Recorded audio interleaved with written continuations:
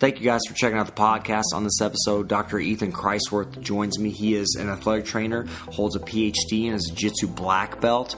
He started his career actually training under Royce Gracie, in just the very beginning of jiu-jitsu in the States. He is the head medical director of the IBJJF, so he works all these tournaments, and he's one of the guys that's on the mats all the time, taking care of the athletes. He's got tons of knowledge, has written papers and research on injury prevalence and injury prevention and things to kind of look at and avoid with certain positions in jiu-jitsu. We just get into all kinds of health-related, injury-related kind of topics. Just really awesome podcast to listen to if you're someone that deals with injuries or is interested about injury prevention. Dr. Kreiswirth has so much hands-on experience as an athlete and as a healthcare professional. Thanks for checking out the podcast, guys. Hope you all enjoyed it, and make sure to like, subscribe, and leave a comment on iTunes. And thank you guys for the time. Hope you enjoy it. You are now listening to the Jiu-Jitsu Therapist Podcast.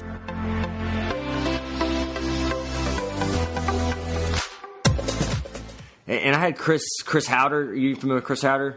Yeah, I trained with Chris when we were at Torrance together. So, he was kind of telling me his story of, how he got started, and it was kind of the same thing. He kind of just, was at the right place, the right time almost. Something really, really crazy like that, and yeah. I was like, it's amazing to me to just see kind of being at in those locations, having hoists down the road or a town over or whatever. I'm like, that's absurd. Now jiu-jitsu gyms are so prevalent, but guys like that where there's so few black belts in the States, and especially, part of the Gracie family, kind of where it all, essentially started, having those right in your backyard almost is just insane. It's like, I was some of the fights we have in class, and the guy walks in and it's a challenge, and Hoyt has to step up and fight, or Fabio Santos fighting some drunk guy who just came in because he's hammered, and he'd say, okay, let's fight, but no closed fists. The guy swings a bunch of closed fists, and Fabio's like, okay, you want to do closed fists? Let's do it. It's so crazy to me, man. And that's what people talk about back in the days, all these challenge matches. People just walk in, and every, just any background, taekwondo, kung fu, anything, man, they would think their stuff's the best, and it was just crazy to me. It was crazy to me to see it. And I kind of, not really the same story, but the way I kind of got hooked on it was, my dad he brought home the UFC. It was the first one I saw was UFC 6, which was, and I'm originally from Russia, so I've been here in the States since '89, so a long time, but we liked Oleg Taktarov. Right. He was the Russian bear, he was my favorite. Obviously we loved Royce because what he was doing was insane. Right. Just how he just taking people out and just looked like absolutely. Looking at Royce, you're like, what? There's nothing about him really athletically. He didn't look special at all, and I think, and I don't know if this is true, but you can maybe correct me if I'm wrong. They said they put him in there on purpose because he wasn't the most athletic. He wanted to show he was the one to show that jiu-jitsu can any person can really do it. Yeah, Horian is the business mastermind. Horian is the business model behind the UFC, originally Ultimate Fighter. Right. I remember hearing a story about it. And they put Royce in because he looked 170 wet like a worm. Right. Couldn't pick Hickson. People would be like, holy shit, Hickson looks gnarly, right? Right. Hoyler was pretty small. He probably could have put in Hoyler, but they just picked Royce. He was just wormy, and the reason why, in my opinion, Royce won so many fights is just because the knowledge, right? No one had the knowledge. Right. So you saw as UFC went on what happened to Royce. Got into some really bad rough and tumble spots because his shot sucked, right? Now we look at it, right? His shot was nothing like people shot today. People can shoot, right? So Royce had a really bad shot, used that kind of quirky front leg snap kick, stomp kick. It wasn't there for anything, but once he ran into who's the guy, Tank Abbott, and then he ran into the guy who used to carry the big cross. Yeah, Chemo. Chemo, right? Chemo was just super tough. I think he had a little bit of grappling background. They all studied. They all started studying hey, if we're going to beat this guy, we can't let him shoot in. And you keep pounding them as much as you can. Right. You know, there were time limits back then, so hoist was just like worked. We would all, you know, during those times, we'd all put on the gloves, and you know, we had 20 people going after hoist, so he was just so fried. Everyone would just be pounding on him, and people would be pounding on him, you know. But he had to endure. You know, there was no time limits. It's crazy. Crazy. Yeah, I can't. I mean, it's just so nuts to me to think like that's just kind of where. You know, just even like from the marketing perspective, like, you know, like now it's so much more of a sport, obviously. It's so much more organized. And I think, like, for me, that's kind of like watching the excitement's a little bit not the same. Like when a big guy fights, when a big fighter, somebody that, you know, you care about, you know, a big jiu-jitsu guys, you know, competing or something, you get kind of those butterflies. But before, I think it was different because it was almost so much more unexpected of what, you know, what could happen. Yeah. You know, he used to get mad in the gym. I mean, if you had a hard time taking somebody down, and there were some guys who were coming from all different disciplines, so they were hard. They were tough, you know, and Hoist would get fucking pissed. And he'd go hard on you. If you gave him something, he would give you it twice back, and he'd look at you straight in your eyes. Like, don't do that. Like, holy shit, dude. I'm just trying to – I know I can't compete with you. I'm just trying to give you some resistance, you know? Do you think that's, like, just the mentality you probably have to have? Like, you probably have to have that kind of, like, kill or be killed mentality just because, you know – Yeah, he had a temper. He didn't have – I mean, if you met some of his brothers – I never trained with Hickson, but his other brothers would come in, and they didn't have the same mentality, maybe because he was the name of the family, you know? Yeah. So it's really tough for him. I think it's a lot of pressure, man. I mean, you're kind of proving the whole, like, your whole family's kind of worth almost. Your whole family's name is riding on you, you know, especially, like, you know, UFC 1, 2, you know, those. And you could start seeing, yeah, you're right. You could start seeing people, like, studying and progress. That's how you're going to get better. You know, you study your opponents. It was just, you know, they still didn't have his level. And a lot of people still, you know, don't have that level of jiu-jitsu, pure jiu-jitsu. So, Ethan, so tell me one more time a little bit about your background, kind of, you know, starting up wrestling and all that stuff. Yeah, so high school wrestler. After wrestling, I didn't go straight into jiu-jitsu because it wasn't around yet. I graduated in 1987, so Hoist came here in 92, 90. Well, maybe he had the garage in Torrance, but I didn't train back then. Right. After the first couple of UFCs is when I started learning about Royce Gracie and the Gracie family being local to me, so I went and tried a class out 92 or 93. That's when I started. But with my medical background as a certified athletic trainer, I started getting into covering some of these early tournaments that were either in a ballroom at a hotel, maybe dojo versus dojo, or then Pro Gear. My friend Gilberto would put on a really small tournament at a local gym, and they just started progress. And, you know, I've been covering these tournaments since 97 or 98. I don't know how many years that is now, but these tournaments are, as you know, I mean, we just had the Las Vegas Masters, which was 22 mats. Right. I mean, Masters, now we can really see the change where there's so many Masters levels. We had, I think, 6,000 competitors for the Masters. That's insane. I did the last year I did the Master Worlds, and I don't know how many. I guess it was bigger this year than it was last year, I assume. Yeah, sure. Because it was 3 days. I mean, it was just crazy to me, and I say this all the time. Like, it was my first big tournament. I mean, I've done local, regional stuff.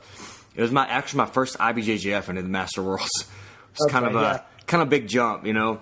And I was like, holy shit, man. I mean, just Lovato's walking around, Shanji, you know, Galva. I mean, just all these people. I was like, holy shit, you know. I mean, it was just insane. These people just walking around coaching, and it was just amazing. It was amazing. And the level of jiu-jitsu was awesome. And the old guys, man, you can, I guess, call some of them old if you're over 30, but old guys went after it. It was so much fun to watch a lot of the older guys because they just have that, you know, they're not screwing around, man. They're going to take people out. It's just fun. It's just fun to watch. Yeah, train. Even the old guys now, just like you said, you consider them old. I mean, I'm 48. Yeah.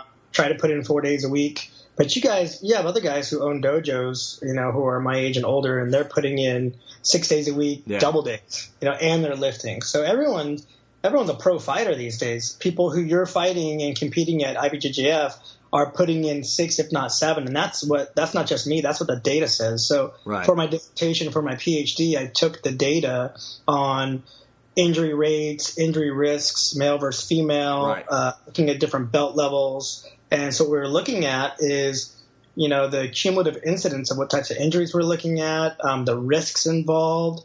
And from the data I collected, when I asked how many days do you train, it's seven. Really? I collected data on upwards of 3,000 as a sample. How'd you collect your data? Was it just like IBJJF competitors basically that, you just have? Yeah. There are a lot of limitations to my data collection, but I did my pilot study on I think it was 2009 or 2010 World's Nogi. Yeah. And then I took my dissertation data on 2011 World Gi. So being the medical director for IBJJF, I'm Matt side. If you haven't seen me, I'm the guy who runs around in the red shirt. Yeah, I'll ask you a question. Go ahead, Matt. I've got some. So I have a team of athletic trainers and physical therapists and sometimes medical doctors covering these events. And we try to see every single injury, and we try to have every injury report to the medical area, but that is one limitation. But that's how I collect the data, is by everybody reporting and seeing every injury. Also, we put in a questionnaire into the registration. So you are allowed to go to a questionnaire link and tell me about your history, previous injuries, how long were you out for, what type of injuries you've had, what are the joint locations. And I took that data and compared it with the mat size data and found out my outcomes. So you were there, I think, in last year, and I was right there. I think Shanji, he had an injury to his shoulder, I believe. Last year. I think it was a bicep or something. I think he had bicep. Yeah. So I was right there kind of watching it, you guys kind of assess him. It was crazy. I think he competed with a torn. Is that correct? Yeah, it was long head biceps tear. It's interesting. I've collected non-published data on masters versus adult, and what we've seen with masters, I published it in Jiu-Jitsu magazine, but not in a peer-reviewed. Rib injuries, number one. Really? Yeah. Tendon tears, number two. Muscle strains, number three. In comparison to adult, you're seeing specific joint injury to elbow, specific joint injury to knee or ankle from terminal end range. So somebody cranking on your joint. Gotcha. So that's kind of that's the mechanism. Usually, is just they're not. I mean, yeah, we can definitely get. There's a whole ton. Yeah. I mean, we could spend probably hours filling hours on this stuff because this is stuff like I look into all the time and kind of research. So as far as so you wrestled when you were younger. What kind of got you into athletic training and eventually kind of into jiu-jitsu? Yeah, so tearing my MCL took me to the high school athletic trainer, and that really opened my eyes to, hey, what's this all about, and how do you know what that is? And this guy had a lot of knowledge, and I love knowledge, and that's what really took me down the road of athletic training, just learning about the body. And, with injuries with wrestling, you're looking at takedown as a number one mechanism of injury, and that's exactly how I got injured, fighting a takedown. And that took me into the field of athletic training, and that took me into a master's degree in athletic training, and that took me into a PhD into athletic training. And I just have the passion and love for the nervous system and the musculoskeletal system. It amazes me every day, and the older I get, the less I know, and I just love to share it. Yeah. Well, what about getting involved with jiu-jitsu? How did that kind of come about? So these jiu-jitsu events started occurring at a local college where I went to school called Cal State Dominguez Hills. I was in the right place at the right time. I was a head athletic trainer there, and they were starting to bring events of, quote, jiu-jitsu into these gyms, and I wanted to compete, so I was sharing my medical coverage for their entrance fees, and that's how I started it. So it was me. It's just from what kind of liability do you incur? I mean, what do you have to do as far as from a policy or liability standpoint, to do that sort of thing? Back then, there was no such thing. Now there's huge liability. So everyone has to have personal liability insurance who works with me. Everyone has to be certified in their first aid and CPR, and everyone has to hold some type of credential. But back then, man, I was just like, hey, we're going to bring a bunch of mats in. These guys are going to sign up, and we're going to make these bout sheets. And the times were always off. We were hours upon hours late. I mean, These guys are fighting into the wee hours of the morning. It's just ridiculous. Now it's like a well-driven Cadillac. These tournaments are so well-driven. They're all prompted by everything in computer wise. Right. Liability wise, everyone holds insurance. Everyone holds their own liability insurance. So I make sure that within the waivers that IBJJF holds or that NABJJF holds that we're cleared of all wrongdoing. That doesn't mean that we're not still liable. There's so much litigious action that can happen in these events, but I do the best I can to mitigate. So tell me about kind of your start in jiu-jitsu. How did you, you started training, you said, with Royce. Kind of how did that come about? Yeah, so I was watching – I had some local high school friends who still liked to wrestle, and we still had keys to local wrestling gyms and stuff like that. Kind of got out of it for a little bit, but then this Ultimate Fighter Challenge came about, and it started making pay-per-view, and everyone was interested in it. So I watched UFC Fighter 1, UFC Ultimate Fighter Challenge 2. By the third, I think when he fought Chemo is when I joined the gym. Gotcha. I said, this guy is winning, and he's right down the street. How could I not check this stuff out? So I went for an intro class, and I was hooked. That was 1992 or 93. And then I started training with Royce, and Lowell was there, Chris Howder was there, a guy named Ethan was there, my name, Royce and Horian, of course. His brothers would come in once in a while when they were in town. So, what was it like being an American with a bunch of those Brazilian guys? What was it like for you? It was still a bunch of Americans, trying it out, but the preference for Brazilians coming in was noticeable. So we'd have in-house tournaments, and I remember fighting. I forgot his name, but he's at the tournaments too. But all Brazilian, and those guys, they tear you up really quick or definitely get the nod, right? Even at the early tournaments. I remember the early tournaments of Bob Bass, one of the first Americans to get a black belt. He wouldn't have preferential treatment when he was at these tournaments. It was all Brazilian style, Brazilian referees. So that's a whole nother subject, but I think it's as clean as possible now. But it was an interesting time. Yeah. So as far as you just wanted to basically trade your services so you could compete for free, that's kind of the way you got into it as far as the tournament goes? Yep, as a blue belt. I wanted to compete as a blue belt, and then I would just set up mat side with a table, a cooler, and a bunch of injury tape and do the best I could as a one-man show. And as these tournaments started to grow, I said, hey, I need help. So I'd ask fellow athletic trainers, and then it just started growing and growing. I mean, PANS, the biggest tournament, I think, other than the Brasileiro and now the Masters, that's a 4.5 day, 14 mats. I have staff upwards of sometimes 15 people a day trying to cover all the mats. Yeah, and we do a good job. I mean, they obviously can hire anybody they want, but, I know all the referee staff now. I know the IBJJF staff. My staff also works at NABJJF. We worked Abu Dhabi trials. We work all the tournaments that we can get to. So we're kind of well known, Kreiswirth Sports Medicine now. But because of that, and I hustle, no one's allowed to walk on the mat. We get guys on, and because I'm a black belt in jiu-jitsu, and some of the guys who I've hired also do jiu-jitsu, our mechanism of injury recognition, right, is good. So you can talk. You can say, I was playing De La Hiva on my left leg, and, I heard a pop. I'll know what that is, You can't tell an EMT that. That brings me to the next point.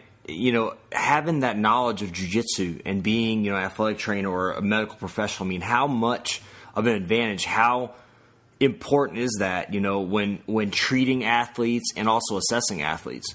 Huge. It's number one, and this is what they're missing when they can't travel us, right? So they have a tournament somewhere else, they're going to hire EMTs or people who just don't know mechanism. And, last year's Worlds when Romulo Bahal got his ankle dislocated. Yeah.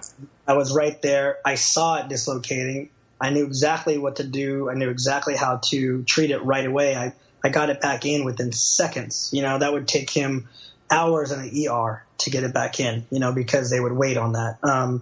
We relocate joints as much as we can safely with recognition because I know the mechanism. Right. So that's key because you're going to get a lot of tournaments where people dislocate and the medical provider is going to be on the conservative side, which is fine, but they don't know what a key lock was. They don't know that GH inferiorly dislocates in a key lock and straight distraction at 30 degrees is going to put it back in. Right. So having that knowledge makes me and my team well equipped to handle tournaments, and the referees love it because we can get people on and off really fast. Is that something that like came along with, just doing the tournaments? Do you have like a specific protocol you developed, or was it just something part of your athletic training and then part of like certain classes or continuing education that you've done? No, that's a great question. And people always say, well, how do you know how to relocate, the mandible, which we've relocated from a rear naked choke, Sure, or absolutely. ankle, patellar, tibiofemoral, elbow, everything other than maybe neck or hip I haven't relocated. And that just came with reps. No one taught me. People would show me, so medical doctors would show me while covering football. Yes. But it was mainly shoulder, never rib relocations. I would try to read up as much as I can and try it on people who I knew first. But no, a lot of doctors, even when I've invited the medical doctors to the tournaments, they're like, nope, they won't try it. So I would say just straight distraction. Joints love distraction anyways, as Sure. you know. Absolutely. So if it doesn't go in once or twice, then leave it alone and refer out, And also the way it presents. If it's presenting with, a 90-degree angle, it's probably dislocated. If it's presenting with rotation, you may be looking at something else along with crepitus. Right. So, like maybe some kind of, tendinous or ligamentous, issue. Yeah. We had a guy at PANS this year, thought he dislocated his glenohumeral joint, his shoulder. Yeah. When I put my hands upon him, I just felt a lot of crepitus mid-humerus. He got caught in a Kimura.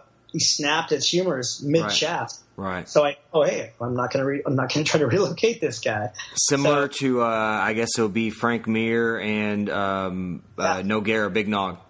That's right. When he had that was, I guess it was a key lock as well, was it not? Or I think it was Kimura, wasn't it? Was it a key? You're right. It was a Kimura. It was Kimura. Yeah, Kimura is when you get that humeral. Yep, it was a Kimura. Yep. He kind of stepped over and, it was a Kimura, yeah. So, and that's crazy how that happens, why a lot of times, the tendons or the ligaments will give before the bone will. It's just crazy. That's right. Yeah, that's right. Just it must be the right angulation and the amount of torque and pounds. It's just has to be a perfect environment for it. Yeah, this is like just right. This is stuff like I've kind of looked into. Local tournaments, kind of small, kind of offering I haven't done anything as far as that yet, just because time. Having kids and full-time job and stuff as a PT. But like that's something definitely I've had a lot of interest in. It's interesting to me to see how to approach that and how to even on this side of the country where you guys do a lot. There's a lot of tournaments obviously on the West Coast, but I've done, the Atlanta Open, Charlotte Open, which was, I think I did the first year that was going on. It was a good tournament, Yeah. They're run really well. The thing I like about the IBJJF is I'm not always crazy about the rule set, and we can kind of get into the rules. There's some, things that I think we can agree upon that probably aren't the best, but I do like the rules for the most part, and I love the way they're run. They're run, like you said, they're just like perfectly like a well-oiled machine. You'll do some tournaments, and you're just like supposed to go at this time, and it's 2-3 hours later, and you've warmed up and cooled down and warmed up and cooled down, and you've had nerves and they're gone, and then you had adrenaline dumps and they're gone, and it's just I like that at least with I think the Master Worlds I went on the third day and actually went early because I was purple belt Master 1 I believe, and it was an early exit for me, but the guy we had 57 in my division. And the guy that won, or the guy that got third place, was the guy I went against first round. And I didn't get a bye the first round. A lot of people had a bye just the way the bracket's set up. And so this guy had I think 5 or 6 matches or something. And my coach at the time, Coach Chewy, was like, yeah, we should probably look him up, see kind of what he does. So he was a judo, he's a purple belt obviously in jiu-jitsu, but a judo black belt. So I figured he's going to try to throw me. He pulled guard. Yeah. Pulled guard. And then he ended up getting me in a triangle. And he's just, you got to be people are so good at the rule set. Like when the referee says come botch, man, they're on it. And I'm like still, waiting. I just wasn't, he was better than me, obviously. He got me. But, man, it's just the rule set, too. People really know how to play to that rule set. Yeah, especially at the master's level, it's so little time. You train so hard, long minutes. 6 minutes. I mean, I think it's a total different mindset. So you can be just a roughneck and actually win. You know, you may not be the most skilled jiu-jitsu fighter there, but if you know how to turn it up and you have a lot of gas, that's going to win you tournaments. Sure. It's not the same as training in the dojo. I was going to say one other thing. You know, I've worked IBJJF, NABJJF, ADCC, Abu Dhabi. I've worked all these events. I worked one Naga where heel hooks were legal. They had a Naga tournament out here once in LA, and I worked it. And those were, you know, running heel hooks with kids. I had so many injuries. I never worked a Naga again. I just couldn't. It was like, this is crazy. So these rules that they make, you know, have a lot of priority, you know, and they understand. They understand the positions and they understand the safety, you know. Sure. Reaping the knee, those things, those are serious injuries. We see a lot. With Naga, I saw a lot of injuries because of this, but IBJJ, you don't, you know, because do you think reaping? That's another thing. So we got a guy, James Klingerman, who does the Ego Extreme Grappling. Oh, it's kind of a local regional tournament. He's run it for a long time, and they allow reaping. And he says he's never seen an injury from reaping. I mean, obviously other injuries occur, but he says he's never seen that as a cause of injury. Yeah, well, you'd have to look at, you know, case by case and belt by belt. So what I've seen with the data is the lower level belt got injured more often. Sure. And not just across the board. There was no reaping involved. But to me, it's all about recognition. It's not about the position applying it. It's about your opponent understanding the position. Absolutely. You would know when you wrestle your buddy who's never wrestled, done jiu-jitsu, and you start messing around with him. You put him in arm lock. He doesn't even know what that is. He's going to fight out of it. You know, or try to before he gets hurt. Exactly. That's the way I look at the lower level belts, and that's the way I would look at heel hooking and reaping the knee and rolling through on heel hooks. I mean, it's the recognition. It's not the application of. That's the way I think injuries happen. Yeah, I agree with that because a lot of people will sit in submissions too. They'll sit in them longer, or they'll try to eat them longer. Yeah. You know, a lot of times, you know, at the gym, I've been caught, you know, in ankle lock, and you know, my training partner. You know, he knows I can take some, but he'll let it go. And, you know, you appreciate that sometimes. And I've done that as well. You know, it's like. Imagine all the data points I missed from all the people that were injured at these events that didn't even know they got hurt the next day. Because what we see is the next day when I cover the events, let's say Worlds, the final day is 2 mats. I can't tell you how many people I have coming down and say, hey, can I get some ice? Hey, can I get some ice? Yeah. What happened? I got caught in arm lock yesterday. Well, let me look at it. Things like a balloon, right? So torn pronator teres or torn UCL. Right. They didn't come to me because they didn't feel hurt. Their adrenaline was pumped up. So all those mechanisms of injury, you know, there's so many. You know, reaping the knee, I think, is just as dangerous. It's just what we would have to do is run it in a tournament and see how many injured get because of it. Yeah. So a small dojo may not show the injury data, but maybe a large faction would. Yeah, that makes sense. I mean, I think a lot of it's the consequences too of like some of and I think the way the application is, you can usually feel, you know, if a Kimura's coming on, you can feel that, and you have some time. I mean, sometimes if somebody cranks on it, you may not have enough time to tap, but usually you do. I think with a heel hook or like a type of ankle lock, it's usually you don't really feel it too much until it's already to the point of where it's injured or the tissue, you know, fails.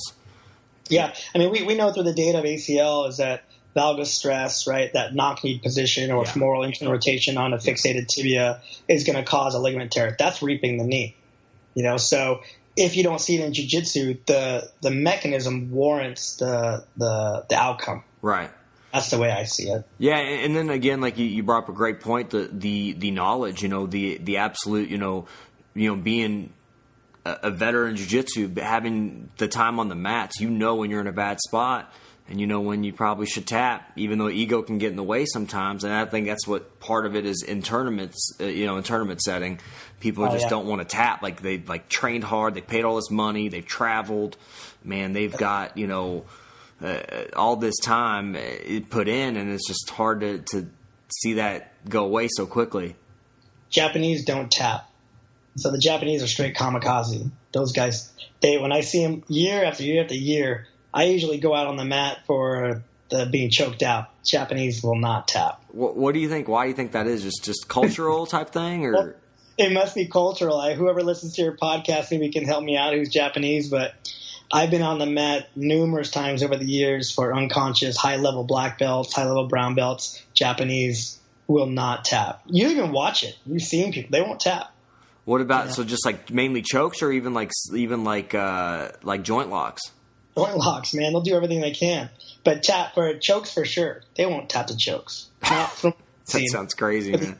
And I have 20 years of watching this shit, so it's crazy. Yeah. So I know I've read some stuff that you put on as far as like injuries in the gi versus no gi. Looking at grips and those type of things. What do you feel like prevalence wise injuries go? Let's say like the most prevalent thing you see in the gi versus the no gi. Like so elbow in the gi is number one injury. Has been for years at the blue belt level. No gi is going to actually be knee and ankle at the high brown black because they can. So how hard it is to pass the guard at those levels. People are going for ankles and knees, and people aren't tapping in those positions. So you've seen from all the injuries, toe holds. Toe holds is number one because it's so attainable, right? Yes. And then people just will not tap because you have that kind of like soft end feel. You don't have that. It's not joint. It's not an elbow lock, just locked out terminal end range. Yeah. Ankle going into that position, that plantar flexion inversion, will just go forever until the lateral ligaments finally go. Exactly. Yeah, it's weird. I mean, it's a weird. I had that happen to me, and we actually got on video. You heard just like two tree branches just snapping. The funny thing was, I was able to after about 3-4 minutes, I was able to actually walk on it, and I didn't really have a ton of pain at all. I was really surprised. I don't know. I think what happened was I might have like subluxed, momentarily or kind of dislocated and then relocated immediately after. And I guess maybe from doing jiu-jitsu or playing soccer and stuff like that, maybe some good mobility in my ankles. I'm not sure. Yeah. Well, we've seen the high levels. If you watch the high levels, like, you got Caio, Bruno, the Mendez brothers, they'll just shake the finger to the referee. Like, guys got them in a full toe hold. You just will not tap the flexibility of their ankle. It looks horrible. And then with Homolo, I asked Homolo, I go, why did you let that go? He's all, I thought I was up on points. I'm like, so he said, I was just going to let it dislocate. I wasn't going to tap. Didn't hurt. Wow. Well, look at the Meow brothers, too. They're freaking insane, like Gumby ankles. I mean, could that be, I think it's what it is. I mean, once that happens, usually you're going to rupture that, some of those lateral ligaments. And once they're ruptured, I mean, you pretty much have that, some of that instability or hypermobility. I mean, I guess over time.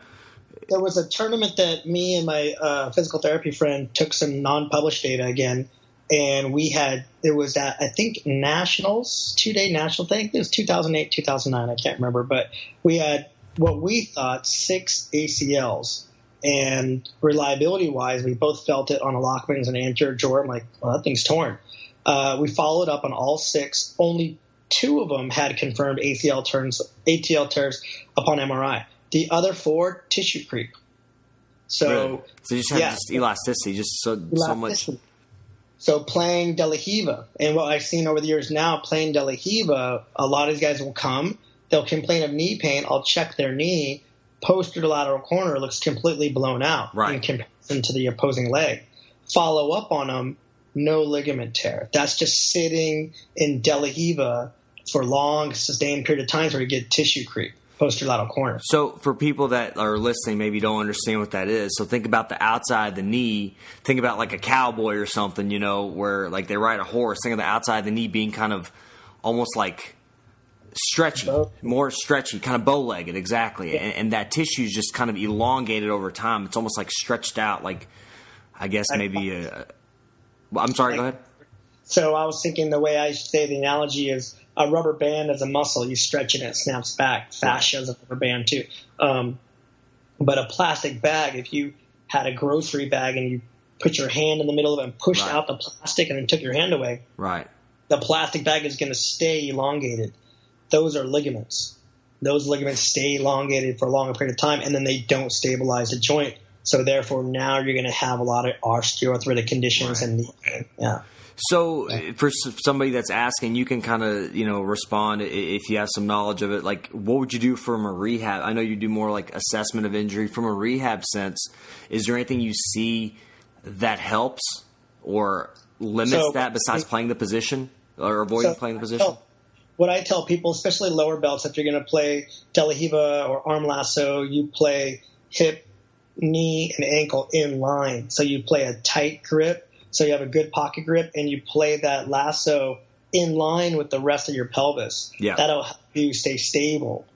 A lot of people rely on the flexibility of their hips, so they play very externally rotated. If you play like that, it's going to come. I don't care how much dynamic stability of the hip you give them, how much stability of the foot you give them. If you're in that position for 6 days a week, it's going to come. Exactly. So really, to me, it's all about position. So if you're going to play that position, if you can, a lot of people don't have rotation of their hips, and they still try to play De La Riva or arm lasso. You don't have it, dude.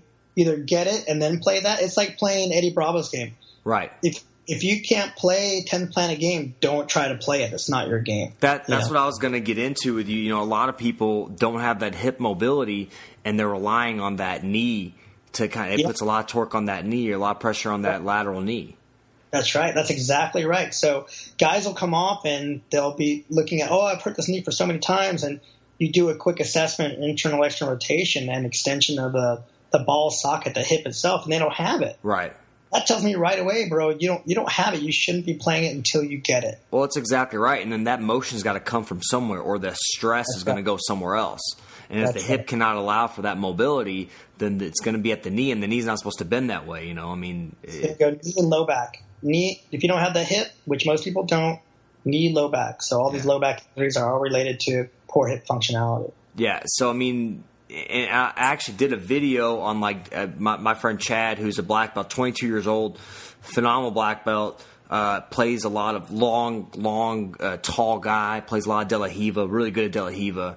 And we kind of did a little video on breaking down, repositioning basically, on what the person that's on top, kind of how they're going to flare their knee out to put that pressure out on the person playing the De La Riva. So it's like you have to kind of reset. I mean, you either have to reset, you have to bail on it, or you have to cut the angle and get the proper angle where everything's in line.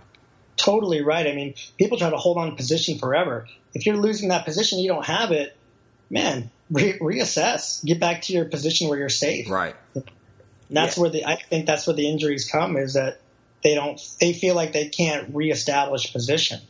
Right? It's better to reestablish position. Or even lose position. Yeah, people feel like they worked so hard to get into that, position. And so I hear all the time people are like, well, I can't do triangles anymore. Or I can't do this anymore. It's like, well, if you get the right angle, you could technically, you could finish a triangle. It doesn't take a whole lot. If you get the correct angle, you can finish that. It doesn't take a whole ton of force.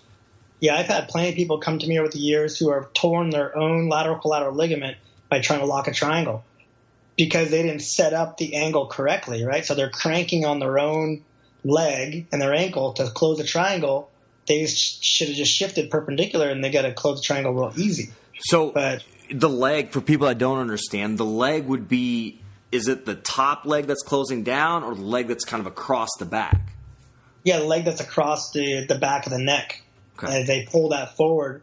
So triangle, you're pulling the head down, you reach up for your leg and crank it down. That's the one, we'll get self-inflicted LCL tears because of that.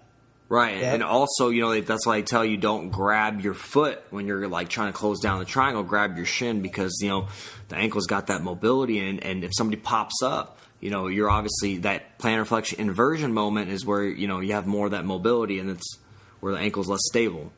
Yeah, shorten the lever arm. Grab your shin for sure. Yeah, shorten lever arm. You have a stronger grip there, and also you have a more stable joint to kind of – really it's less joints you're putting stress on. The knee joint is hard because it's not a stable joint. Right. So it's supposed to be a stable joint, right, in the what we call the frontal plane, right? Yeah. But it does a lot of motion and extension and flexion, but – side to side, it doesn't stabilize well, and it takes everything for those restraints, ACL, PCL, and lateral ligaments to do the work. And after years, they stop doing the work. Right. What do you see as far as, like, if you have to recommend some rehab or type of exercises, like, what do you think are some of the best things for people to do to even avoid injury or prevent it? So I'd start on the floor and do a lot of single leg hip thrusts, double leg hip thrusts, so kind of like bucking, right? So getting that glute to control knee. So on your back, double leg hip thrusts. When you get strong enough, single leg hip thrusts. When you get stronger than that, you can go to some tall kneeling hip thrust with resistance. When you got that, you start going into a deadlift. When you got that, you go into a squat. When you got that, you go into a single leg RDL. Right. So when you're talking about a hip thrust, for people that kind of don't know, describe that, what that will be exactly. So laying on your back, let's say somebody's mounted on you, laying on your back, and you want to shove them off. The old school way is, buck your hips as high as you can and squeeze your butt. So get the guy, get his knees off the ground if he's sitting on top of you. That's just an idea of jiu-jitsu. But if you're doing it on your own, laying on your back, knees bent like you're in a sit-up position, but you're pushing your hips to the sky and squeezing your butt as hard as you can. Right. And when you can own that skill, do it just on one leg. Because what we know through the research is that glute control, right, controlling that glute will control your knee waving in and out. And that's super important. Yeah, and I agree with a lot of jiu-jitsu players. We're always closed in, and the hips are flexed. So when the hips are flexed, that glute's kind of an elongated position. That posterior chain's kind of not in an optimal functioning position, and so you lose a lot of that. You lose a lot of that power. Because you have so much tightness. I mean, the hardest thing though is that I don't know if that carries over a lot to playing guard, because now it's open chain, right? So now your feet are wavering all over the place. You don't have contact with the ground. So it really, in my opinion, goes back to understanding position. If you're messing around with outside hooks, or you like to get your legs in front of you with shin shields, you need to understand that your hips need to be playing the whole game, not your knees. Right. So shin shield, and then the guy will smash your shin shield, and your foot's caught up underneath his arm. That's a big time mechanism for ACL tear right there. So you're getting that internal rotation. Right. When they're kind of just smashing down. So when you're talking about open chain, that means the foot is not attached.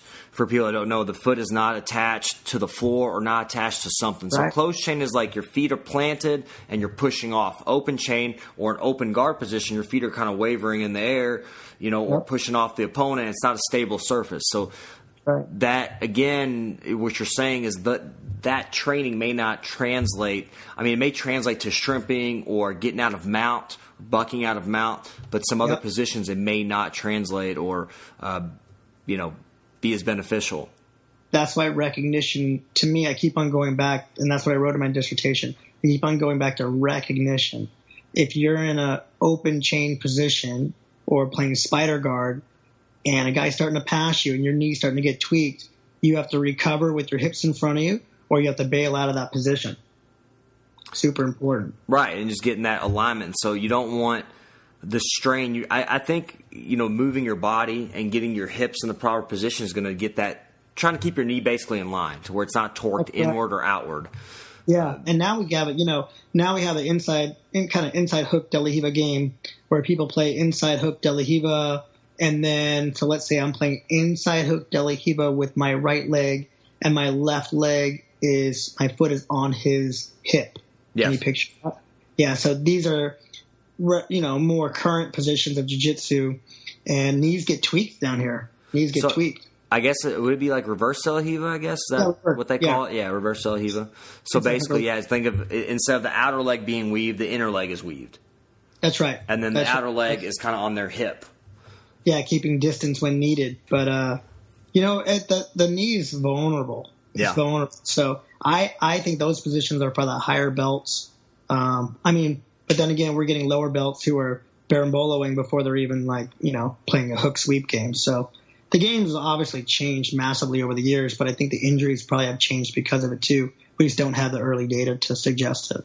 What do you suspect that as far as injuries go, like maybe, where do you see it with the way jiu-jitsu's progressing in the game, the berimbolo and the inverted game? Is there something you expect to see more injuries? Is there a certain type of injury you expect to see?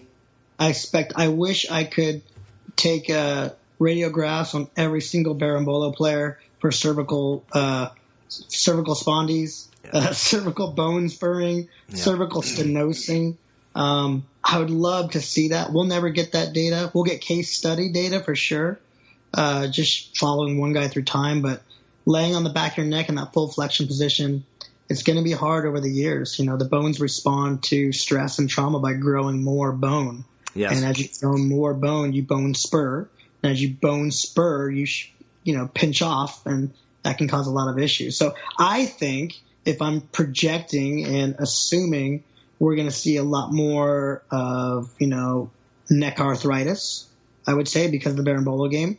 And I'm definitely already seeing outside knee injuries a lot more since the advent of more De La Riva style games here. Yeah. I would probably even say, with the neck thing, we look at cervical, radiculopathies and those type of things, looking at weakness in the arms, numbness in the arms, and those type of things I think are going to be fairly prevalent too. I mean, it's got to get that bad. Is it from, herniated disc or ruptured disc, whatever, or is it from like arthritic changes, the joint space being compressed?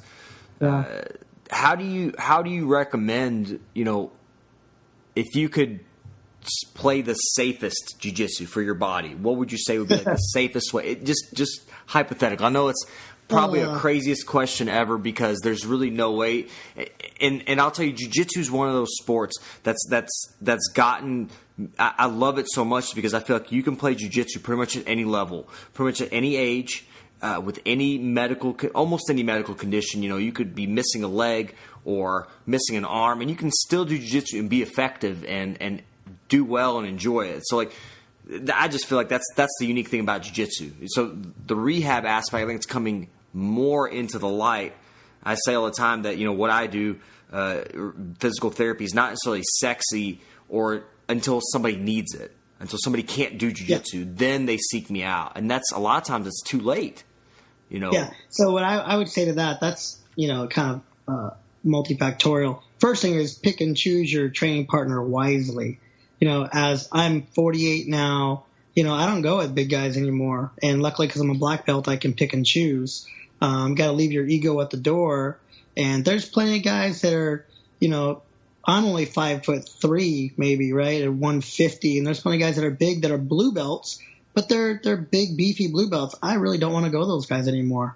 So that keeps me out of injury, right? Smart. I would go through a whole extension program after jiu-jitsu. Jiu-jitsu is just like boxing in the manner that you're always in a curled up position, shoulder forward. So these things, as we know, these postural dysfunctions may create a lot of issues, radiculopathies, as you said, in the years coming. I worked with the Olympic boxing team 2012. We saw all kinds of things that you just saw because they're leading with their shoulder forward. Jiu-jitsu is the same thing in the guard. Absolutely. We're in full flexion all the time. So getting yourself out of flexion for about 30 minutes and doing some straight up yoga poses and all in extension patterns would at least get some length in that tissue that's relatively shortened. Right. So I would say those two things to start. Yeah, I tell people a pretty simple theory to go by is, strengthen what's weak and stretch what's tight. I mean, it's so if you're like in this rounded position, you're probably going to be tight in your pecs and, anterior shoulders. Probably going to have some weak in your dorsal scapular, back shoulder blades and glutes like we talked about. So, getting some of that muscle symmetry, I think is super important. And I think that's where yoga is crucial. And I think a lot of people have done, have started warming up better. But the cool down aspect, they still don't cool down. They still, you're done with jiu-jitsu. You don't do a cool down. You leave, you get your stuff on, you get in the car, you go, you take a shower, whatever, and you hop in bed. Next day you're sore. You don't realize that if you can do some, after training, some cool down stuff, some gentle, like you said, opening up, extension type exercises, that can really be beneficial in your recovery as well. And help you train. Yeah, I agree. I mean, the things that jiu-jitsu fighters most don't do is exactly what you said. And also nutrition. I mean, two things. As I get older, I really need to pay attention that, hey, I'm going to train hard. It's going to be a 2-hour hardcore class. I'm going to be wiped. I'm going to need a nap, but I need to put in a little extension time here, right? I need to get in some good proteins within 30 minutes of training just so I can recover. Yeah. Because if I don't, I'm shot for the next one. I'm shot. What are some of your favorite, maybe, do you have any specific go-to stretches or go-to exercises you like to do maybe after training or before training? So I do a lot of flow. If you're familiar with Gymnastica Natural, Yeah. A lot of flow like that. Animal flow, Mike Fitch's animal flow techniques, which is pretty much like warm-ups, but just a lot of flow, but it's very yoga-esque with movement. Yeah. So I'll warm up with that. I'll even cool down with some of that stuff too. I'll cool down with just some straight extension patterns like heroes, like just opening up my chest with my hips down. Right. I'll do more activation stuff than I will static stretching. Yeah. Just because I don't want to, it depends on what I'm trying to do with the nervous system. A dynamic warm up is great for your nervous system to get involved.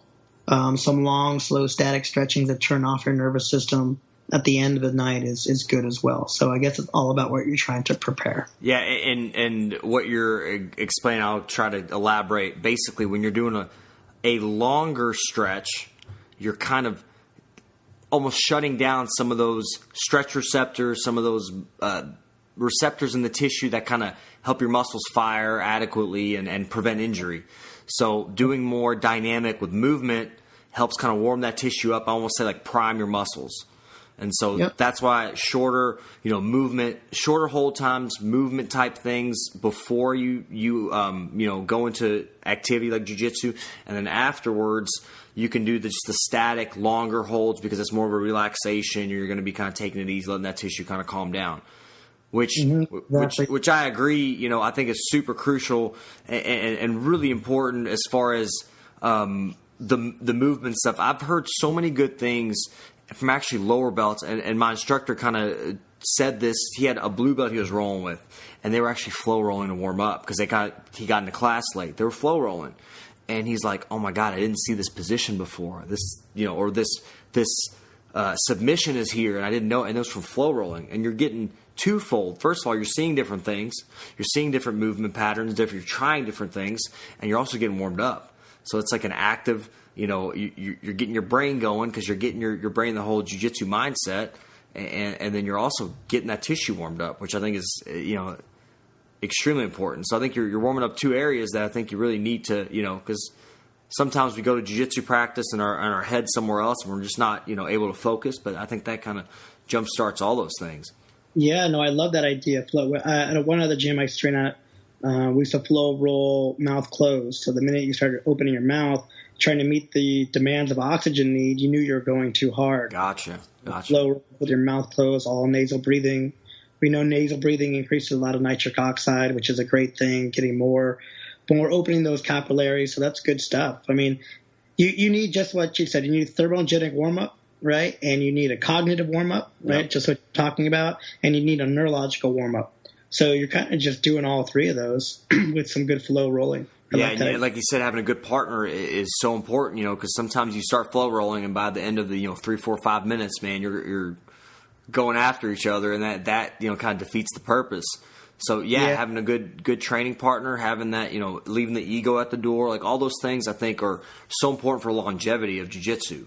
I agree. What do you feel like as far as like training wise, like how have you modified your training? I mean, since you've been training for 20 plus years now, black belt, what do you do now? Like as far as training, how many days a week do you train, and how do you like to cycle that? So I still train at least 3, if not 4, if I can get 4 in. I wish my biggest thing is I don't recover as well as I used to. Absolutely. So I definitely try to pick and choose my partners. If I have a hard partner, I'll try to pick an easy, right? Then go hard again or go easy. Also, I like to toggle between gi and no gi because my hands will get wrecked. So once my hands are wrecked, I'll start going a little no gi if the dojo has a class for it. So that's the way I kind of keep myself going. There's plenty of times that, I've gone way too hard and I haven't recovered. So I may have to take a complete day off and just do some active recovery, right? Just some concept to a rower or some stationary bike or even just some the dog. So it all depends on my day, but I try to pick and choose and leave my ego at the door. It's definitely hard. And, sometimes you walk into a class and it's a bunch of, some pretty tough beasts and you really don't have a choice, so I'll even state, and I'm not too proud to say, hey, you know what, let's just work on the guard. I really don't want to get smashed today. Can I just pass your guard? Or maybe you just pass my guard and then we'll rechange positions. Because sometimes you'll end up down being smashed for 10 minutes. It's like, that was no fun. Right. So it depends on who I roll with. If the guy's big, I'll say, hey, let's just do position work, Then I won't come home. My face won't be wrecked and my kids won't be asking me, Daddy, why you look so beat up. Yeah. So how many hard training sessions do you think hard rolling sessions do you do a week? All my rolling sessions are hard. I go to the competition class with Rodrigo Frites. Used to be Baja Grace. Now he's Rodrigo Frites Jiu-Jitsu. His classes are tough, man. The gym's, high 80s, low 90s. I go to the competition class. I don't compete anymore, but I still love to go to that class because I just love the workout of it. But they are not easy. So I'm pretty much, 5 rounds. So a lot of warm-up, a lot of dynamic warm-up, a lot of drilling. And then we typically always do 5 rounds, if not for 10, if not for 15 minutes sometimes. So, oh, wow. Yeah, they're long. Brutal. It's brutal. So you have to, you have to bide your time. You have to play safe.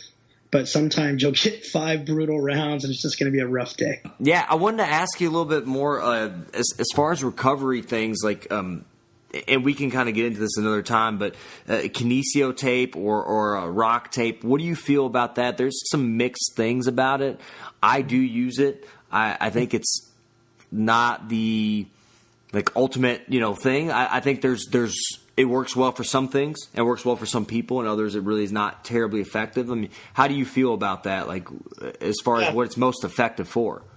So, kinesiology tape has been around for a long time. It had a lot of claims that it did things to muscles, and what we know now is a lot of that research has been debunked because all it is tape touching your skin. Right. But what we know about the skin's the largest organ in the body, and it has a lot of sensory perception. So if people have pain, let's say in their elbow or their shoulder, and you start touching the skin with tape, you start augmenting the experience of pain. That's all we're doing. We're touching skin to augment the experience and offset the pain in your brain, because pain is an experience. We know that there are no pain receptors in your joints. There's proprioceptors, but pain receptors no. So we can augment your experience of having tape on your skin, and what that does is mitigate pain. So that's one thing. Tape on skin mitigates pain, and it's just an adjunct. So what I typically do is I'll treat somebody. They'll come in, let's say, with shoulder pain. I may do some joint mobilization techniques on them or some stretching, and after that I'll place some tape on their skin, and then I'll go through all kinds of corrective exercise because it also adds proprioception. It gives you a lot of tactile acuity to that area that may not have the tactile acuity anymore because it's injured. Right. So tape in a nutshell is just mitigates pain and adds tactile information, which your brain needs when it's injured. So basically it's given for people listening, it's giving you feedback. It's kind of telling you, that's right. Telling your brain, to shut off certain areas, or maybe even in some senses activate, certain muscles, Yeah. Which I do feel like it works. What the brain does, the brain doesn't know what a muscle is. The brain doesn't know what a biceps is. The brain knows what, elbow flexion and elbow extension feels like. But there's no such thing as muscles. Those are man-made concepts, right? So everything's attached, right? We know that everything's attached to the body. So we just lay tape on skin to mitigate pain and to help with some activity and to have the sense of support. When you get hurt, if somebody kicks you in the ribs, the first thing you do is grab your ribs because you want that neurological support. So placing tape in these areas helps. And again, with everything that we do as physical therapists and medical providers, there has to be some buy-in. So that person needs to buy in a little bit that, hey, this can be a helpful adjunct or treatment. But if they're completely negative, have no buy-in, then I can't get their brain to buy in either. So it's case by case. That's why we haven't seen any great randomized control studies with tape. It's just case by case. Some people love it. Some people say, it's a bunch of bullshit. And I'm okay with that. I agree with that 100%. I think I've done it for some people, and they believe that it's going to help them. It actually does. And then some people, they have something that's mechanically wrong or whatever. That tape is not going to, really. It may have a little bit of effect, but nothing substantial enough to really alter any kind of their, any kind of function that they may be lacking. It's not going to alter it. So and I believe in it. I definitely use it. I've taken multiple classes, and courses on that stuff, and I use it. I think it's probably one of the better things to do when you roll, when you do jiu-jitsu, those type of things. I think it's one of the, if you have a little tweak, I think it can definitely help offset some of that pain. Yeah, patients like stuff, right? So you can do all kinds of modalities, but if you put something on them, they love stuff, and that helps with the buy-in, first of all, and that's what we want. So, placing tape is just an adjunct, just that in-between. So doing some mobility work, putting some tape on skin, and working on that neurological corrective, the position, the sense is all good. With that tape on your skin, you're just bombarding the nervous system saying, hey, this is where I want this joint position to be after I did some techniques of mobilization on that joint. So that's the way I use it. So some people use it, for swelling. We've seen the research is heavily related to opening flow of areas of lymphatic and venous return, and we could see that data clearly. But other than pain mitigation, it's really all about how you feel with the tape on your skin. Right. Which is different, from athletic tape, which has been used for much longer than kinesio tape or KT tape, which is actually for some stability and limiting range of motion and those type of things, depending on the way you tape. Yeah, as an athletic trainer, we've been locking down ankle joints for years with our football players and soccer players, but we know with the research, after about 20 minutes of your ankle losing the motion because we locked it down with tape, it's roughly the same motion as the one that was non-involved. So, but the person still loves their tape. Why do they still love the tape? Because it's a placebo. It gives you stability. It feels good. You're supported. You have better buy-in, and therefore you won't be on threat. Your mind won't be on threat that, hey, I have this potential injury. I better be guarding. And white ankle tape is the same way, because we've seen the research. The ankle looks the same after 20 minutes of play. So people love the feeling of support. Well, I do feel like, obviously the tape gives, but I do feel like it can limit some of the end range. Obviously it can limit your end range, for example, bending or plantar flexion, dorsiflexion. I think it can definitely limit that a little bit. You can depending on what kind of tape. If you put Elasticon, Luco, some of the other, if you really want to lock down a joint, keep it locked on, you buy Luco tape, Elasticon tape.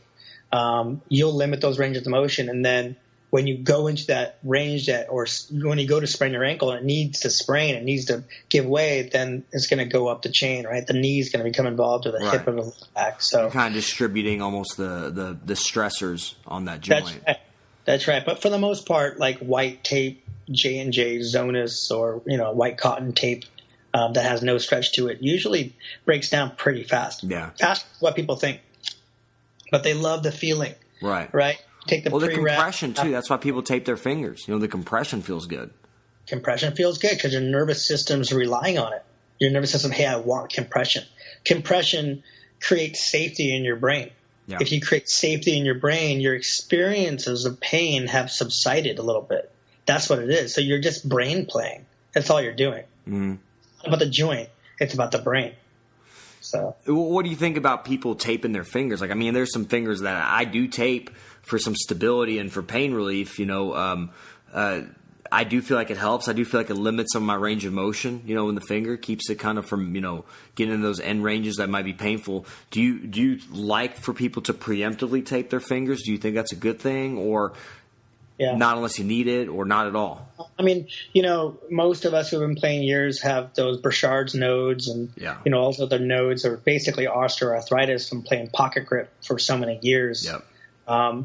You have no muscle and really strong tendons to support any of those areas, are relatively ligamentous. So they feel like weak and painful. So adding a little bit of compression of 1/2-inch tape feels good. And, Sure. if it's going to help you with your pocket grip or your grips, then so be it.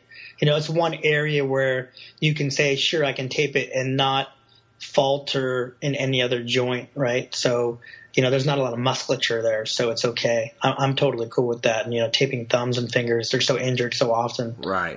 That I leave, at the treatment tables, I just leave out the 1/2-inch tape because people come by, like, Galval tapes the hell out of his fingers. A lot of those guys, they'll take the tape, go underneath the bleachers and do their own methodologies and come back and leave the tape. So yeah, no, I agree with that. I've got a buddy that uses duct tape on his fingers. Yeah, his brown belt. Seen plenty of that. He does. He plays a lot of what does he play?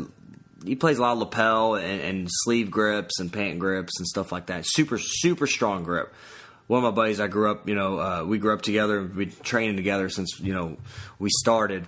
And, yeah, but he's got crazy grip. Obviously, his fingers are all, arthritic and knobby and, have all those kind of deformed. But, man, he tapes and he swears by it. He likes the duct tape. It's cheap.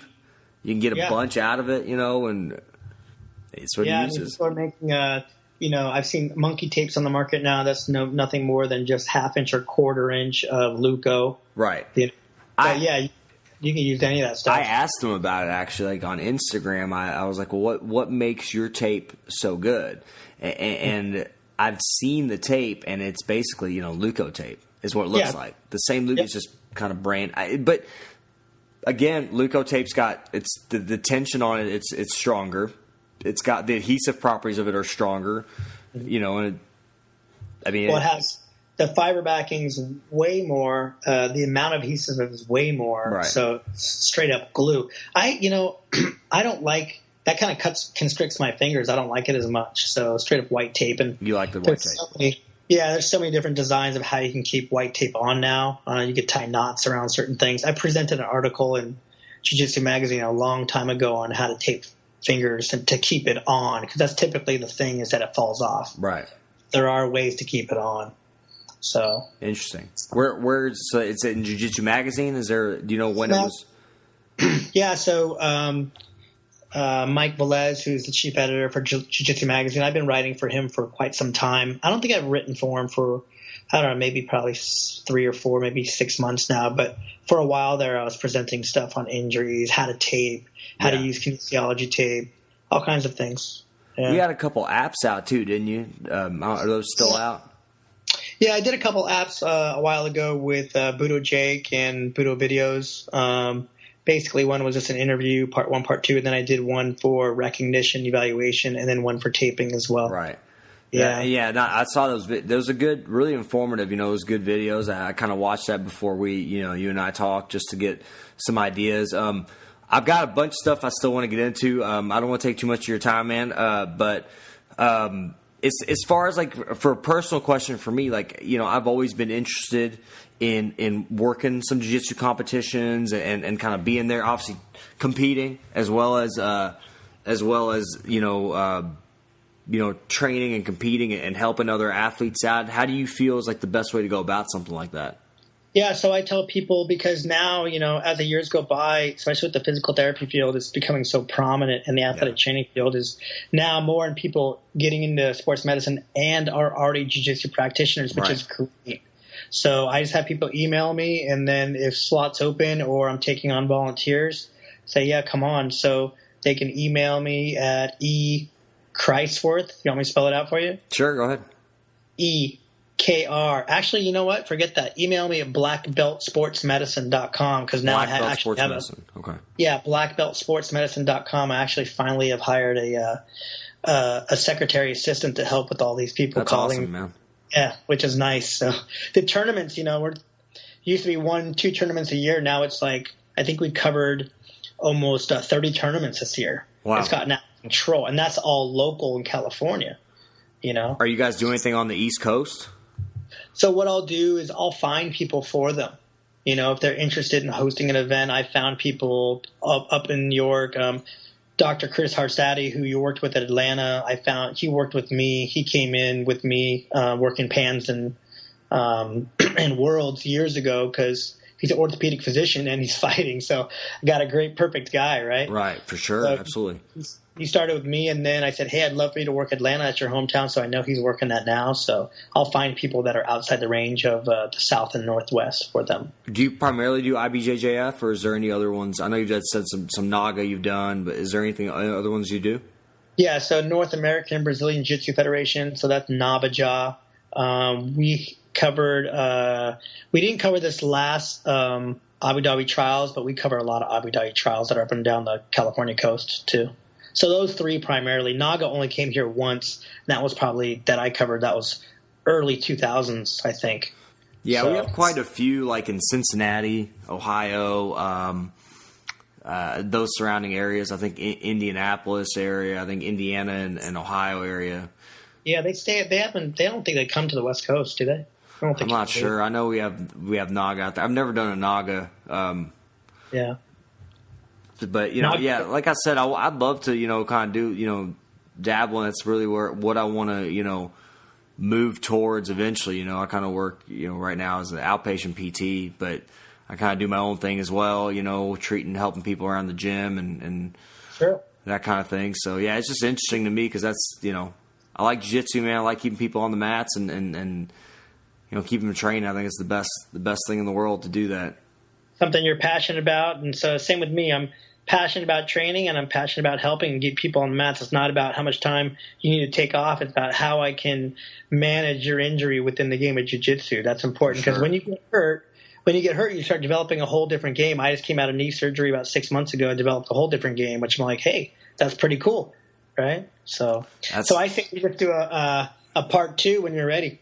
Yeah, man, we'll do it definitely. I'll look into it. I might reach out, because I definitely want to help out probably some local tournaments, just kind of see how those go. And I just don't know a lot of the logistics of it. That's the only thing. It's kind of like, well, what can you do? What can't you do? What liability, that kind of thing. That's just something. Yeah. Well, as a California athletic trainer, I'm in kind of a good spot because we are one of the only states that's not licensed, doesn't have a governing state body. So I'm allowed to really dabble. Yeah, believe it or not, I'm really allowed to dabble, where a lot of other PTs and, other athletic trainers that need to be licensed by the state, So you have to be licensed as far as like to work that event? Is that what you're saying? Like licensed to work like No. So California, we're nationally certified, and we're recognized by the American Medical Association, but we don't have a licensure of the state. Yeah. With that, we don't need to work underneath a prescription of any sort. So gotcha. We can really dabble as much as we want for the most part, compared to other states where are heavily licensed. So. I think, as somebody that's on the East Coast and you having a lot of experience in this, I think it would be if you guys actually did some kind of course. Like you did a course for like jiu-jitsu specific injuries and like first aid or medical practitioners, to run tournaments, almost like a certification course. I think that would be so beneficial, for people that are just trying to kind of help out and on the East Coast or different areas. That's a good thing. So I have done for the referees course. Yeah. I also teach CPR, first aid, and all that stuff through the Red Cross. So, and I've created it in my own way where it's jiu-jitsu based. Exactly. Yeah. That's kind of a start, but yeah, help me with that. Dude, let's do it. I mean, that'd be awesome. I think you have the research, and then like kind of the first responder things to do. Kind of what can help. I think that'd be awesome. I think it's something we could definitely having research on it, and then going from there. I think that would be very beneficial to getting people out in that field. Getting people out and working tournaments and stuff. So yeah, and it's people are working tournaments, and there's so many tournaments now, and. You have all kinds of people working tournaments that a lot of them don't know what the hell they're doing. I'm sure, No, I know. So. They don't know, and I've seen it too. Like they don't know what happened. Like you said, having that knowledge of jiu-jitsu, the mechanism. It's like, well, this is the type of injury they probably sustained, or this is the type of dislocation they had, or it just by seeing it, or just by this is going to happen now, and by the way they come off the mat, like, oh, this just happened. It already. How they're holding their arm, or Yeah, I mean, 100%. And I think being a PT or being an athletic trainer, that's all well and good. But having a knowledge, being injured and putting those submissions on people, knowing the mechanism is just, I think that you can't, unless you do jiu-jitsu, you can't teach that. I think you just can't. I'm a California boy, so I grew up skating big bowls, so I've covered big bowl events too, and I skate, so I know exactly what's going to happen. Bail out on skating. Yeah, dude, that's crazy. That's some getting hit in pools. Basically, you're skating in pools. Is what you're saying? Yeah, that's bowls. Right. Old school, man. You're a wild man. All right, brother. All right, dude. Well, thank you for your time, Ethan. I appreciate it. Thank you guys for listening to the podcast and appreciate all the support. I hope you guys enjoyed it, learned something from it. Thank you again to Dr. Ethan Krieswirth for joining me. It was a pleasure having him on, just talking jiu-jitsu, talking injury prevention, and all that awesome stuff that he has a knowledge base of. Make sure to check out jiu-jitsutherapist.com for more videos, more podcasts, more injury prevention tips, and send me any questions you may have. I thank you guys for checking out the podcast. We'll see you next time.